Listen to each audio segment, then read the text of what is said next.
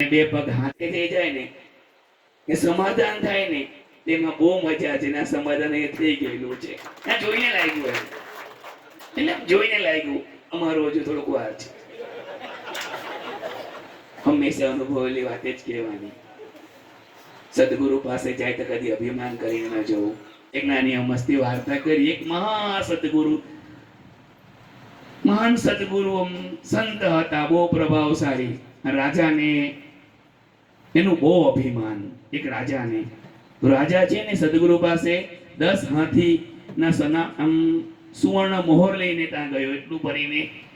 અને સાધુને પગે પડ્યા એટલે રાજા એ કે મેં આટલા સુવર્ણ મોહર લઈને જાઉં તો મારું સાધુ સ્વાગત કરશે, એમ લોકોની સામે કહેશે કે રાજાજી આટલું બધું ધન ને લઈ આવ્યા. રાજા ચરણમાં પડ્યા. રાજા એમ કેવું આ લાવ્યો છે. સદગુરુ બેટા જા બાજુમાં નાખી દે. એ ખાડો હતો એમાં નાખી દે એમ કીધું. રાજા કઈ બોલ્યા નહીં. એ ખાડામાં સુવર્ણ મોર નાખી દીધું. થોડીક તકલીફ થઈ, અહમ ગવાયો. કેમ રાજામાં અભિમાન હતું કે મારા જેટલું દાન સુવર્ણ મોરનું સાધુને કોઈ આપી નહીં શકે. બીજે દિવસે ગયો કે માયા સોનામાં નહીં હોય તો હીરા લઈને ગયો. હીરાની માળા ને મોતી ને એવું લઈને ગયો રાજા પાસે. રાજા લઈને ગયો સાધુ પાસે, સંત પાસે, અને ચરણમાં દંડવત કરીને કીધું કે આ લાવ્યો છું, જા ખાડામાં નાખી દે એમ કીધું. થોડો વાર રહીને આવું થયું. બહુ વિચારે. રાજા કે આવું કેમ કરે? થોડુંક અપમાન જેવું લાગ્યું કે હું લાવ્યો છું એમ કરીને ગયો. થોડાક દાડા પાછા 2-3 દિવસ થયા. પાછા એમ થયું કે એમના રાજગુરુને વાત કરી કે મેં સંત પાસે ગયો, સુવર્ણ મોહર આપી, હીરા માણેક મોતી આપ્યા, કઈ નહીં સાઈડ પર નાખી દે એમ કીધું. ખાડા નાખી દીધા એમ કીધું. થોડોક વાર થયો, બહુ વાર થયો. રાજા એમ કેવું, રાજગુરુ એક કામ કર, આજે ફૂલ લઈને જા. એટલે ફૂલ લઈને ગયો. ગુરુએ તે રાજા હળવી વાણીમાં ખાલી જો ને હૈસા સ્માઈલ આપીને કીધું હવે આ બાજુ નહીં, આ બાજુના ભાગમાં નાખી દે એમ કીધું. એટલે દિશા બદલાઈ ગઈ. આ બાજુ બધી માયા હતી, ઈ માયા હતી. આ બાજુ થોડીક ભક્તિ હતી, લાખેલો તે બાજુ.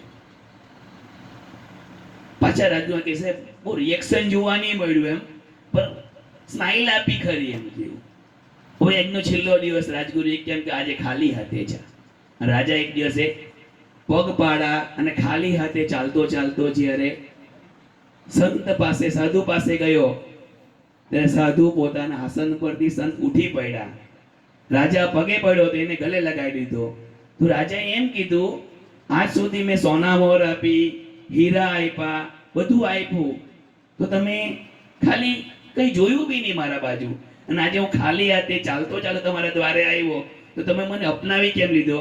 ત્યારે સંતે બહુ મસ્ત વાત કરી. આજે તું અભિમાન છોડીને આવ્યો છે ને, આજે તું અભિમાન છોડીને આજે તું છે ને મારું છે એમ કરીને નહીં આવ્યો. અને તું પોતે મારા ચરણમાં ખાલી હાથે પડ્યો છે. મને તું જોઈએ, તારી માયા નહીં જોઈએ એમ. એટલે હંમેશા જ્યારે બી મંદિરમાં જાઓ, સંત સાધુ પાસે જાઓ, તો કોઈ એમ કરી ન જો કે મેં આટલું આપા એટલે મારું બાજુ જોહે, મેં આટલું કરે આટલું. એની કોઈ કદર નથી. પોતે સમર્પિત થઈ જાય ને તો એ ઉઠીને તમને ગલે લગાવી લેશે. એટલે જ્યારે બી મંદિરમાં સંતો પાસે જો કે તારું આપવાનો તું છું, તારી પાસે કઈ છે જ નથી, તું માલિક બનીને બેહેલો છે, આ તારું કઈ છે જ નથી.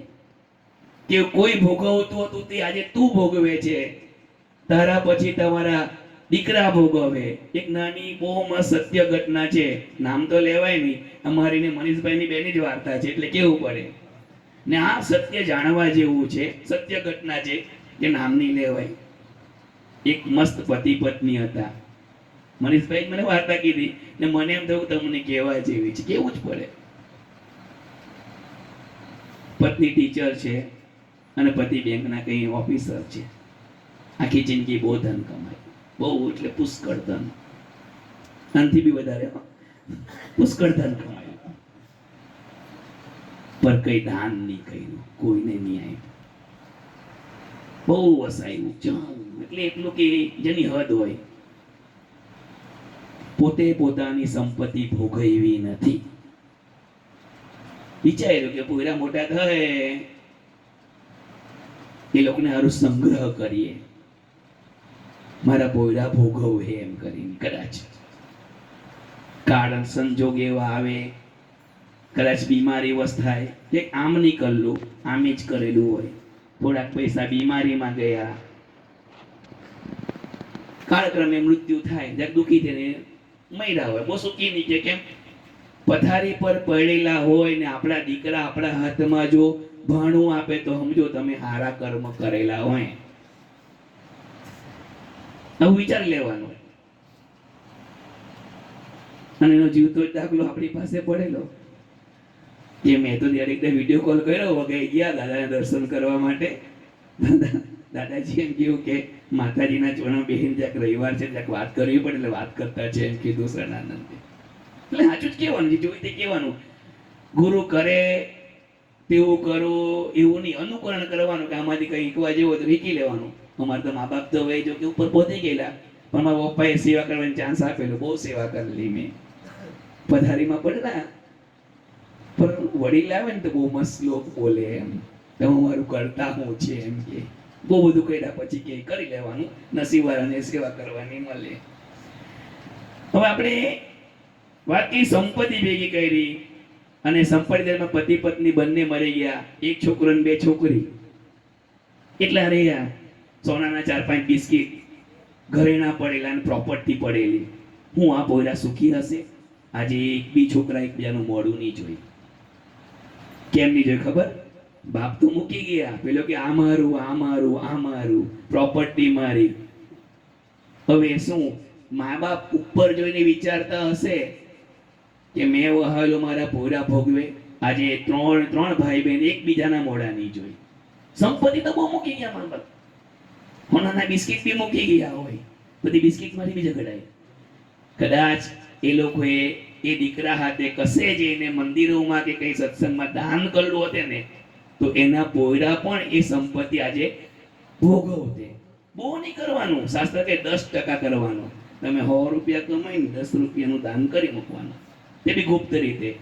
પછી અમુક તો લખે 10 ને જાહેરાત કરે મેં 10,000 રૂપિયાનું દાન કર્યું છે, પછી સાઈડ પર આવીને કે તો બધાને હવે બોલવું પડે, એ ઉપર નહીં નોંધાય. બોલ્યા કરે મજા નહીં આવે. આજે અમે રાજેશ બાપુને એક ચાન્સ આપો, અમે તો અહીંયા આવી ખાલી અમે રસ્તે જ વિચારીએ કે હવારે હવાય કે નહીં હવાય. હા, જે પાઠમાં તો જવાનું જેવું વિચારીએ. કેમ? પાઠ કરવાથી બહુ આનંદ મળે છે, ખરેખર બહુ આનંદ. અને કહે અમારે તો ઉંમર હોય કે કહેવાય, અમારે તો પૂરા જબરસ્તી બોલાવું ચાલે એમ કરીને. શૈલેષભાઈને જબરસ્તી ભરી લાવ્યા, ને શૈલેષભાઈ તો આમ ચાલો એમ જબરસ્તી ભરી જ લાવ્યા પાઠ કરીએ એમ કરીને કે આજે મેચ ને ફાઇનલ તે છોડીને આવે એટલે તો બહુ સારું કહેવાય કે ફાઇનલ જોવાનું. અમે ઘેરે કે ને કઈ કરવાનું નહીં, એક જ વસ્તુ ભણેલા, પગમાં પડી જ જવાનું, પગે પડ લેવાનું, એટલે શર્ટ પેન્ટ તૈયાર થઈ ગયા, ચાલ આવું જ પડે એમ કીધું. એટલે આમ તો નહીં આવવાનું, મોબાઈલ બંધ કરી દીધો. એટલે અમે શું કર્યું, સીધા ગાડી લઈને ઘરમાં જ ગયા અને પગે પડ લીધું, એટલે કઈ બોલ્યા નહીં, શર્ટ પેન્ટ ચાલી મૂક્યું. કેમ? શૈલેષભાઈ બી બહુ સરસ વ્યક્તિ છે, એના વ્યક્તિત્વની વાત કરવી એટલે બહુ સારું કહેવાય. કેમ?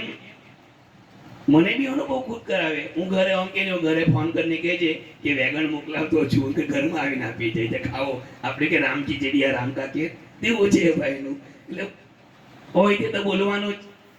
એ બી બાબાના મંદિરે ચડાવવા વગર કઈ વસ્તુ ખાતા નથી, પોતે નહીં ખાય, ને ખાઈને પછી અમારા જેવાને બી ઘરે બેઠીને ખવડાવે. એટલે આવા વ્યક્તિઓ મળવા મુશ્કેલ કહેવાય. ને અમને મળ્યા એટલે અમારા માટે બહુ સૌભાગ્ય કહેવાય. અસ્તુ. ઓમ સાંઈ રામ.